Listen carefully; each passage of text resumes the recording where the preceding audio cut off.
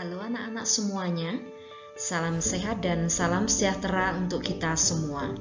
Jumpa lagi dengan saya Ibu Beni dalam pembelajaran matematika kelas 12. Adapun materi yang akan kita pelajari kali ini adalah ukuran letak, secara khusus tentang kuartil. Pada pertemuan kali ini kita akan membahas tentang pengertian kuartil dan cara menentukan kuartil baik dari data tunggal maupun data berkelompok.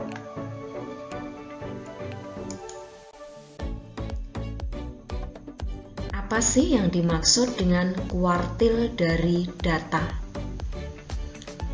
Kuartil adalah nilai yang membagi data yang telah diurutkan ke dalam 4 bagian yang sama. Terdiri dari 3 macam, yaitu kuartil bawah dilambangkan dengan Q1, kuartil tengah atau median dilambangkan dengan Q2, dan kuartil atas dilambangkan dengan Q3. Jadi yang kuartil tengah atau median itu sudah kita bahas pada pertemuan sebelumnya. Lalu berikutnya kita akan melihat contoh tentang cara menentukan kuartil dari suatu data tunggal. Contoh soal. Tentukan kuartil dari data berikut.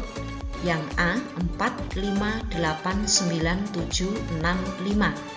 Kemudian yang B 2, 3, 8, 4, 5, 8, 9, 7, 6, 6, 1, 7. Kita akan menjawab yang pertanyaan A dulu. Ketika kita akan menentukan kuartil dari suatu data, maka data yang ada ini kita urutkan terlebih dahulu, mulai dari yang terkecil sampai dengan yang terbesar. Ini adalah susunan data yang sudah terurut 4, 5, 5, 6, 7, 8, dan 9. Kemudian kalau kita akan menentukan kuartil, pertama-tama kita menentukan dulu kuartil tengah atau mediannya dulu. Banyaknya data tadi ada 7. Kemudian kuartil tengah atau median dari data ini adalah nilai data yang ke-7 ditambah 1, 8, dibagi dengan 2, 4. Jadi nilai data yang ke-4. Data yang terletak di urutan ke-4. Data yang terletak di urutan ke-4 adalah 1, 2, 3, 4. Jadi 6. Sehingga 6 ini merupakan nilai Q2 atau kuartil tengah. Kemudian untuk menentukan Q1, mulai dari data yang pertama 4, kemudian 5, kita cari lagi tengah-tengahnya. Tengah-tengahnya adalah 5, data yang kedua, maka ini merupakan nilai Q1. Lalu untuk menentukan Q3 dari data 7, 8, 9 kita cari lagi tengah-tengahnya. Tengah-tengahnya adalah 8, maka ini merupakan nilai Q3. Jadi dalam soal A, kuartil bawah atau Q1 nilainya sama dengan 5, kemudian kuartil tengah atau median Q2 nilainya sama dengan 6, dan kuartil atas Q3 nilainya sama dengan 8. Baik, selanjutnya untuk contoh soal yang B. Data yang ada kita urutkan terlebih dahulu mulai dari yang terkecil sampai dengan yang terbesar. Ini adalah susunan data yang sudah diurutkan. 1, 2, 3, 4, 5, 6, 6, 7, 7, 8, 8, dan 9. Kemudian kita menentukan Q2 atau kuartil tengah atau mediannya terlebih dahulu. Banyaknya data kalau kita hitung ini ada 12, sehingga mediannya atau kuartil tengah Q2 data ke-12 dibagi 2, data ke-6 ditambah data ke-7 dibagi dengan 2. Data ke-6 nilainya adalah 6. Kemudian data ke-7 nilainya juga 6, lalu dibagi dengan 2, nilainya sama dengan 6. Jadi kuartil tengah atau median pada data ini adalah 6. Lalu selanjutnya dari data pertama sampai dengan data ke-6 tadi, kita cari lagi tengah-tengahnya. Tengah-tengahnya adalah data ketiga dengan data keempat, yaitu 3 dengan 4. Sehingga Q1 atau kuartil bawahnya 3 ditambah 4 dibagi dengan 2, jadi 3,5 atau 3,5. Berikutnya, mulai dari data yang ke-7 sampai dengan data yang ke-12, kita cari tengah-tengahnya. Tengah-tengahnya adalah nilai data 7 ditambah dengan 8, kemudian dibagi dengan 2, jadi 7,5 atau 7,5. Sehingga kuartil bawahnya Q1 sama dengan 3,5, kuartil tengah Q2 sama dengan 6, dan kuartil atas Q3 sama dengan 7,5.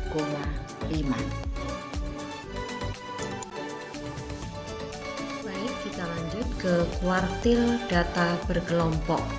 Bagaimanakah rumus kuartil dari data berkelompok? Untuk menentukan kuartil dari data berkelompok, kita menggunakan rumus QI sama dengan TB ditambah I per 4N dikurangi FK dibagi dengan FI dikalikan dengan P. Dengan QI itu adalah kuartil ke I, jadi kalau kuartil bawah berarti Q1, I-nya diganti dengan 1, kuartil tengah berarti Q2, dan kuartil atas berarti Q3. Kemudian TB itu adalah tepi bawah kelas kuartil ke I, lalu N itu adalah banyaknya data atau ukuran data, kemudian FK itu adalah jumlah frekuensi sebelum kelas kuartil ke I, FI itu adalah frekuensi kelas kuartil ke I, dan P adalah panjang kelas.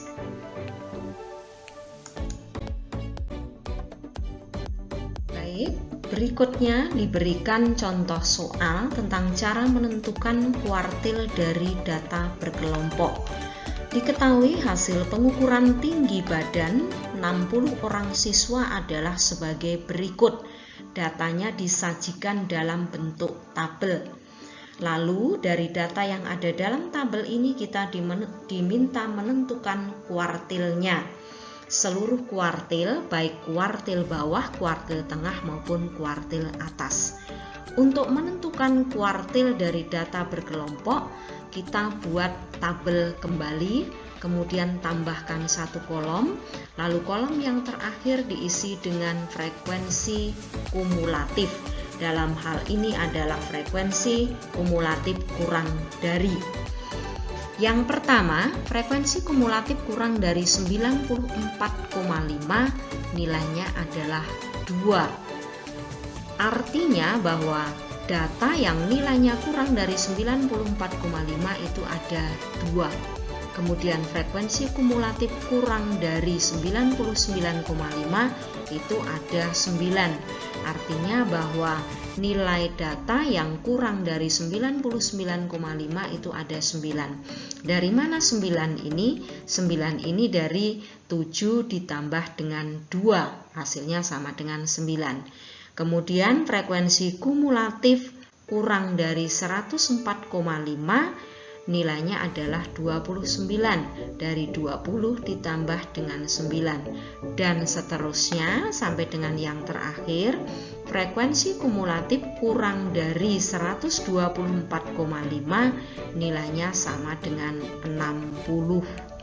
Artinya bahwa nilai data yang kurang dari 124,5 itu ada 60 data.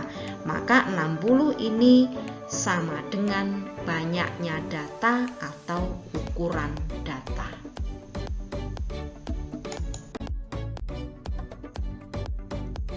Baik, selanjutnya kita akan menghitung kuartil bawah Q1. Untuk menghitung kuartil bawah Q1, maka pertama-tama hitung dulu 1/4N. Kalau menghitung kuartil tengah Q2, maka hitung 2/4N. Dan kalau menghitung kuartil atas Q3, maka tentukan dulu 3/4N-nya. kita kembali ke Q1. Karena ini Q1, maka kita menghitung 1/4 N. Dengan N adalah banyaknya data atau ukuran data. Dalam contoh ini, N-nya sama dengan 60, sehingga 1/4 N sama dengan 1/4 dikalikan dengan 60 sama dengan 15. Lalu kita cari kelas yang memuat data yang ke-15. Kelas yang memuat data yang ke-15 itu merupakan kelas yang memuat kuartil bawah Q1. Kita cari di sini. Kelas pertama memiliki frekuensi 2, berarti baru memuat 2 data. Kemudian kelas kedua itu memiliki frekuensi 7, jadi memuat 7 data. Lalu kelas berikutnya, kelas ketiga 100 sampai dengan 104 itu memiliki frekuensi 20. Kemudian frekuensi kumulatifnya ini 2, kemudian 9 ini 29. Yang artinya bahwa kelas pertama memuat data pertama sampai dengan data kedua, kelas kedua memuat data ketiga sampai dengan data ke-9, dan kelas ketiga memuat data ke-10 sampai dengan data ke-29. Berarti data ke-15 termuat di kelas yang ketiga, yaitu kelas 100 sampai dengan 104.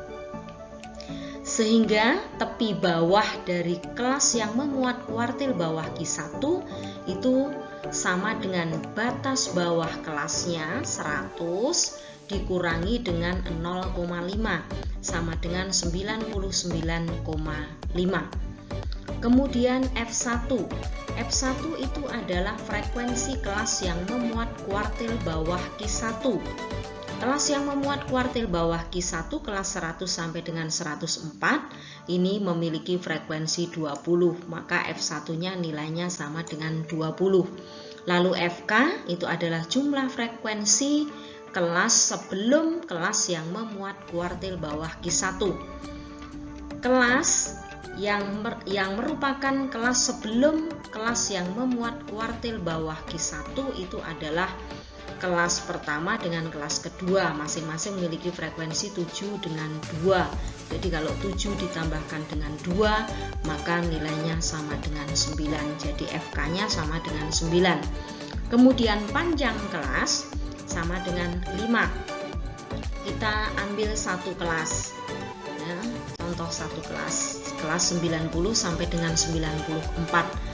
Kelas 90 sampai dengan 94 itu memuat data 90, 91, 92, 93, 94. Jadi ada 5 data. Maka panjang kelasnya sama dengan 5. Atau dengan menggunakan rumus, panjang kelas itu sama dengan tepi atas dikurangi dengan tepi bawah. Jadi 94,5 dikurangi 89,5 sama dengan 5. Kemudian berikutnya rumus untuk kuartil bawah Q1. Rumus untuk kuartil bawah Q1 yaitu Q1 sama dengan TB ditambah 1/4 N dikurangi FK dibagi F1 dikalikan dengan P. TB-nya 99,5, lalu 1/4 N-nya nilainya 15, kemudian FK-nya 9, lalu F1-nya 20. Kemudian P-nya 5. 15 dikurangi dengan 9 itu 6, per 20 dikalikan dengan 5.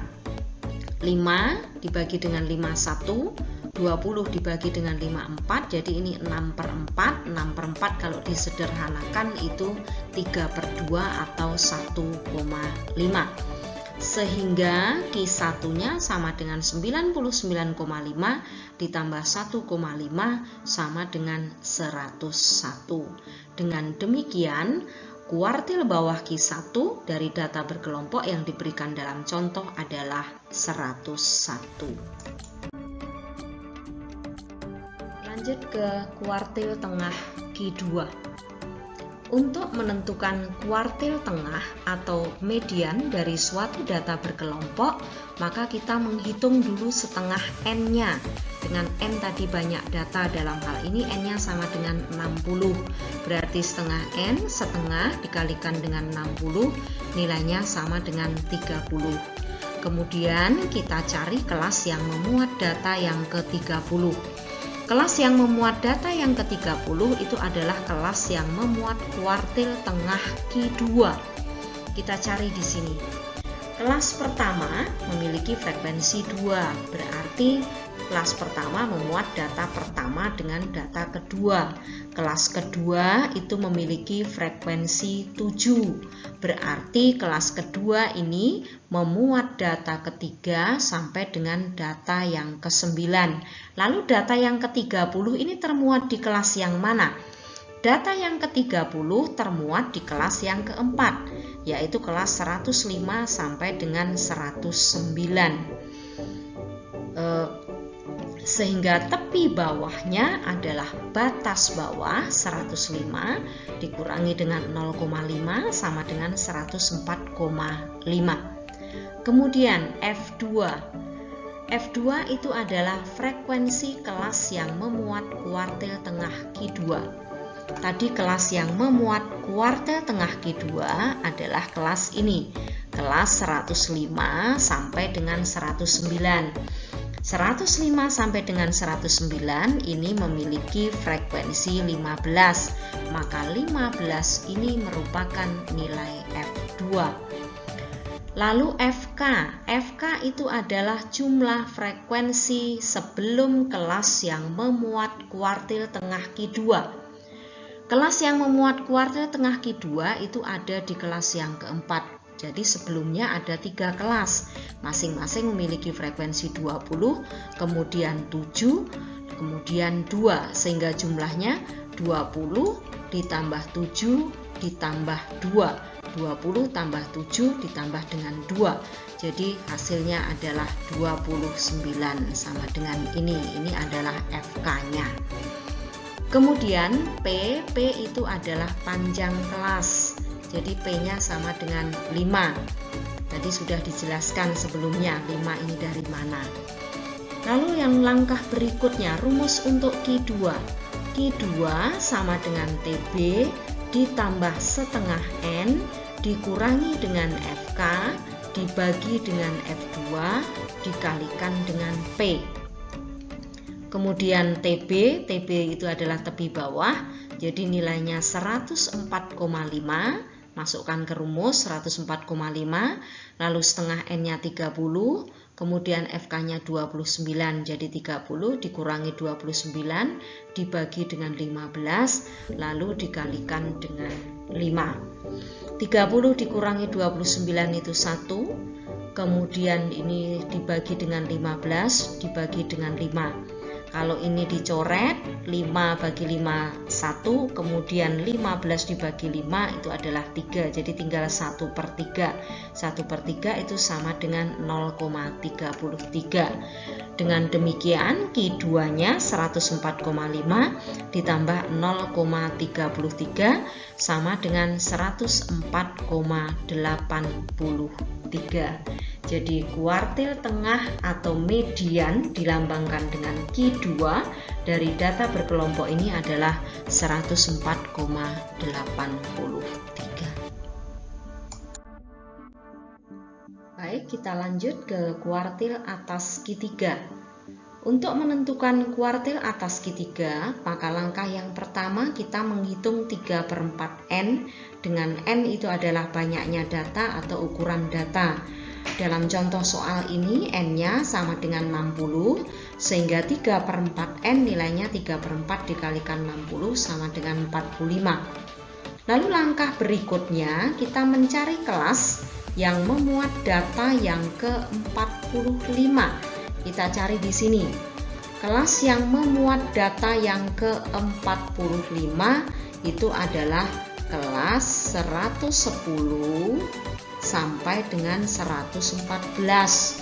Ini adalah kelas yang memuat data yang ke-45. Karena di sini ini ada 51. Kalau sampai dengan kelas yang keempat 105 sampai dengan 109 itu baru memuat data sampai dengan data yang ke-44. Kemudian kita hitung tepi bawahnya. Tepi bawah itu adalah batas bawah, jadi ini batas bawahnya 110 ini, dikurangi dengan 0,5. Maka TB-nya atau tepi bawahnya 110 dikurangi dengan 0,5 sama dengan 109,5. Kemudian F3. F3 itu adalah frekuensi kelas yang memuat kuartil atas Q3. Kelas yang memuat kuartil atas Q3 adalah kelas 110 sampai dengan 114. Frekuensinya sama dengan 7. Maka F3-nya nilainya sama dengan 7. Lalu FK itu adalah jumlah frekuensi sebelum kelas yang memuat kuartil atas Q3.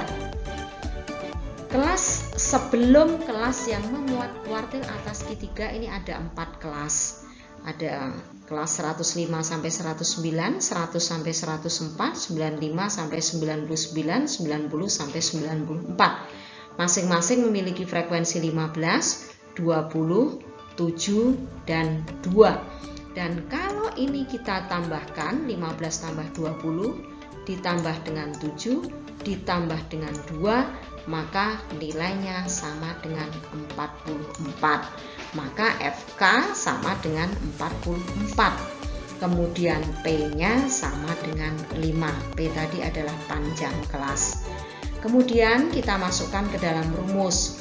Rumus untuk menentukan Q3 yaitu Q3 sama dengan TB ditambah 3/4N dikurangi FK dibagi dengan F3 dikalikan dengan P. Sama dengan 109,5 ditambah 45 dikurangi 44 dibagi dengan 7 dikalikan dengan 5. 45 kurangi 44 1/7 dikalikan dengan 5 itu adalah 5/7, dan 5/7 itu sama dengan 0,71. Lalu 0,71 ditambahkan dengan 109,5 hasilnya adalah 110,21. Dengan demikian kuartil atas Q3 dari data berkelompok yang diberikan dalam contoh soal ini adalah 110,21. Baik anak-anak sekalian, demikian materi yang dapat saya sampaikan pada kesempatan kali ini. Semoga dapat dipahami dengan baik. Terima kasih atas perhatiannya. Sampai jumpa pada pembelajaran yang akan datang.